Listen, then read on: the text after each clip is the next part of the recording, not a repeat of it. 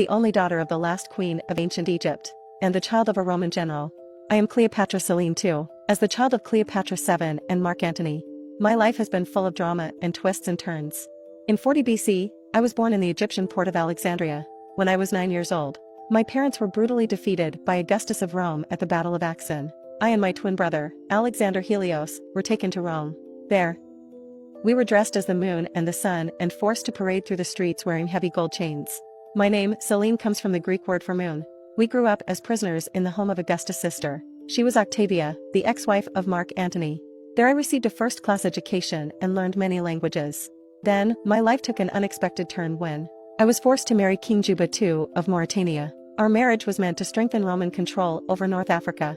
Mauritania was a vassal kingdom of Rome. Our marriage was meant to strengthen Roman control over North Africa. Juba II and I had 2 children, Ptolemy and Drusilla. I became queen of Mauritania and ruled with my husband. I blended elements of Egyptian, Greek and Roman art, built spectacular public buildings, temples and theaters.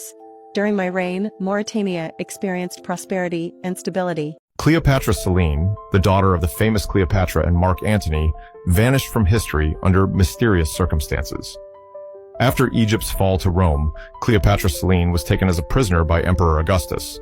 She was paraded in Rome, but later she married King Juba II of Mauritania.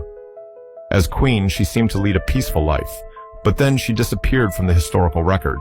No one knows how or why. Did she die young? Was her story erased by Rome? The mystery of Cleopatra Selene still fascinates historians today, leaving more questions than answers. You need to stop thinking you know Cleopatra. While most people forget her existence, it's Cleopatra Selene, daughter of the famed Cleopatra VII and Mark Antony, who remarkably encapsulated the fusion of 2 powerful cultures. As a child, Cleopatra Selene found herself an unwilling pawn in the political chessboard of ancient Rome. However, as fate would have it, her destiny took an extraordinary turn. Cleopatra Selene was transported from the grandiose allure of Egypt to the majestic mosaic of Rome, weaving into her identity an unparalleled beauty that drew from both worlds. She inherited her mother's exotic Egyptian allure, luxurious kohl-lined eyes, and an affinity for vibrant, intricate jewelry. But in Rome, a world of discipline and subtle class, her style matured into one of sophistication. Her dresses evolved into a blend of Egyptian linen and Roman silks, a deliberate mix designed to mesmerize at public gatherings. But Cleopatra Selene was more than her wardrobe. As Queen of Mauritania, she wielded power and clemency. Cleverly, she used her court as a cultural beacon, attracting artists and intellectuals alike. She became a nexus for artistic innovation, her court a laboratory of synergy, where Egyptian boldness met Roman finesse. Therefore, inspired by her rule, Mauritania flourished under an unprecedented cultural renaissance. So what became of her legacy? While she was overshadowed by relatives who claimed the headlines, Cleopatra Selene's influence resonates today. Ultimately, her story teaches us to look beyond the popular narrative, to unearth layers of elegance, diplomacy, and strength that arose from cultures often deemed diametrically opposed. True beauty is timeless, not solely because of what you wear, but also the legacy you leave. You will look at Cleopatra differently by the end of this video. Cleopatra Selene is a reminder that the stories untold are often the ones most worth discovering. Have you heard of Cleopatra Selene?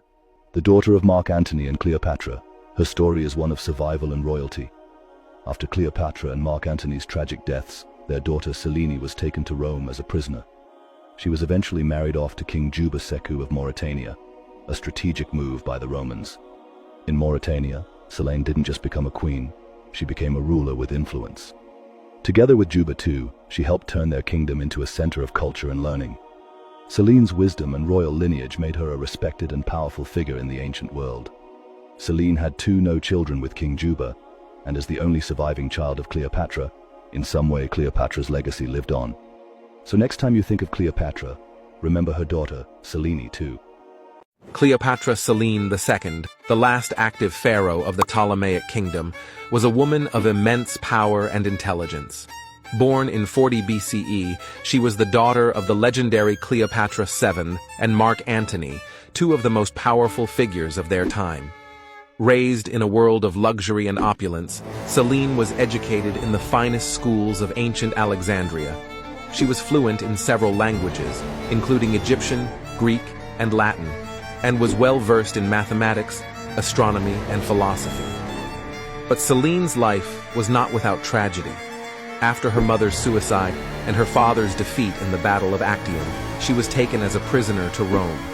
There, she was paraded through the streets as a symbol of her parents' defeat, and was ultimately given as a gift to the Roman Emperor Augustus.